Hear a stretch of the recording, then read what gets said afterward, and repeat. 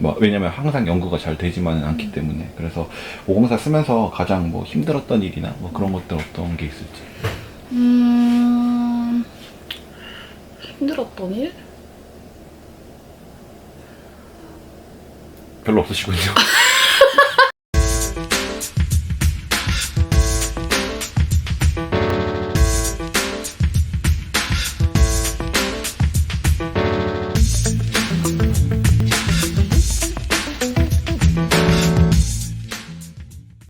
네, 안녕하세요. 저는 성균관대를 10 몇 년째 다니고 있는 네, 박사수료 현수진이라고 합니다. 고려시대사 전공하고 있습니다. 네, 일단 504는 정확히 말하자면 31504B 역사학 태계, 아니죠, 역사학 BK 학생세미나실의 줄임말인데요.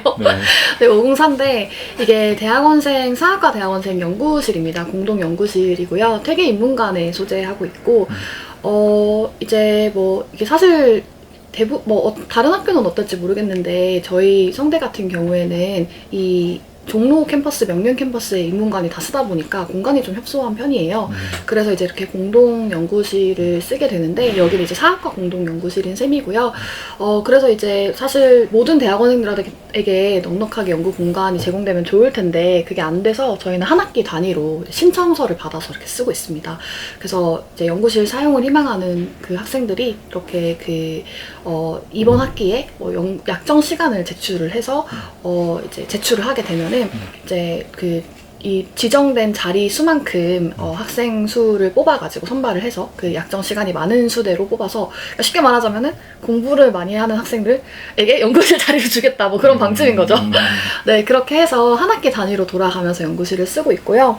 이제 운영 같은 경우는 이게 BK 사업단 소속의 연구실이기 때문에 기본적으로는 BK 사업단이 관리를 하는 곳이지만 그 내부 운영은 전부 다 학생 자치로 운영을 하고 있습니다. 그래서 이게 제가 알기로 한 20년이 넘은 공간인데, 훌쩍 넘은 공간인데 그때부터 켜켜이 쌓여온 그 규약이 있어요. 자치 규약이. 그래서 그 자치 규약에 따라서 뭐 방장도 선출하고 6개월마다 한 번씩 또 이제 매달 회의도 진행하고 이렇게 하면서 잘 운영을 해나가는 공간입니다. 네, 연구실입니다. 네.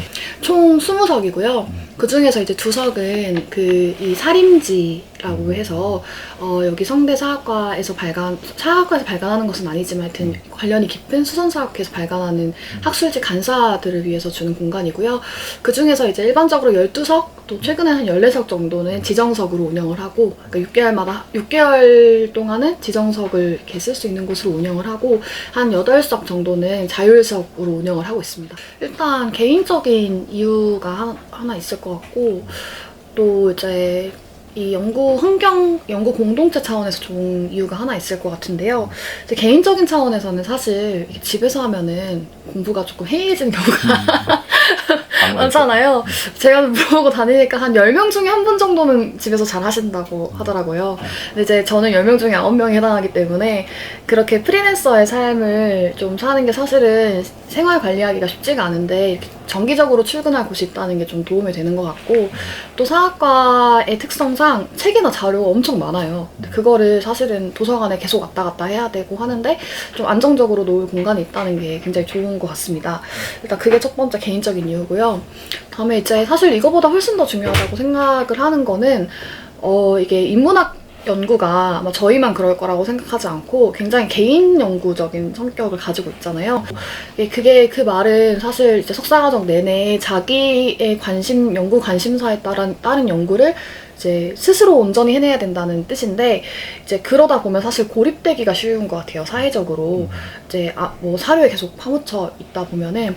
근데 504 같은 경우는 한국사 전공자, 서양사, 동양사 전공자, 시대로는 고대부터 현대까지 다 이제 모이다 보니까 이제 일종의 연구 공동체가 형성이 되고, 뭐 밥 같이 먹고 서로 안부를 물어보고, 뭐 다음에 또 서로 연구하는 주제에 대해서 이야기를 나누고, 그러면서 또 다른 관심사가 확장이 되고, 굉장히 중요한, 저는 그래서 그런 연구 공동체로서의 역할을 한다고 생각을 합니다. 꼭 반드시 필요하다고 생각해요. 네, 일단 즐거웠던 일은 아무래도 이제 동료들이랑 같이 좀 그냥 시간을 보내는 게 가장 즐거운 것 같아요. 뭐 저는 늘상 밤새고 이런 타입은 아니었지만 이제 저는 늘 도시락을 싸오거든요. 그러면 날씨가 좋을 때는 봄, 가을이랑 뭐 이럴 때는 여기 인문관 옥상에 있는 원곡 정원이라고 아주 아름다운 정원이 있는데요.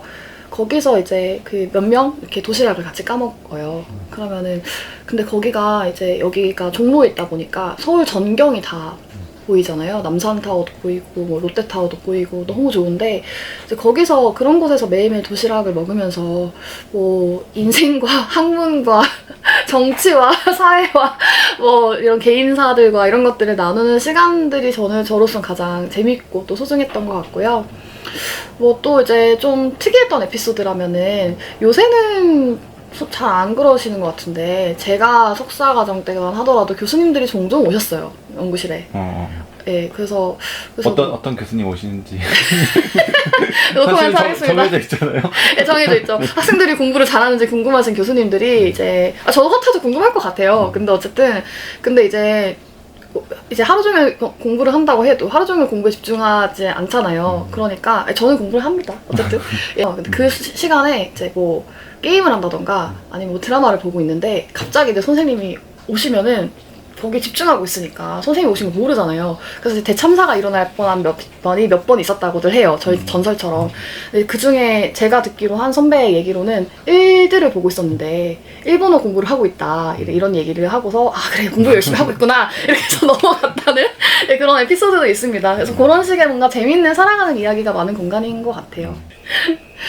제가 얼굴을 까고 말하기 때문에 말씀드릴 수는 없을 것 같고 근데 사실 심각한 갈등은 없어요. 그냥 이렇게 제가 장난삼아 말씀드렸지만 뭐 다 인간 사이라면 다 일어날 수 있는 일들이 많은 것 같고 이제 다만 조금 최근에 제가 생각이 좀 드는 것은 이게 사실 갈등이라고 해봤자 이게 뭔가 자치 규약으로 얘기하자고 하기도 좀 너무 사소한 일.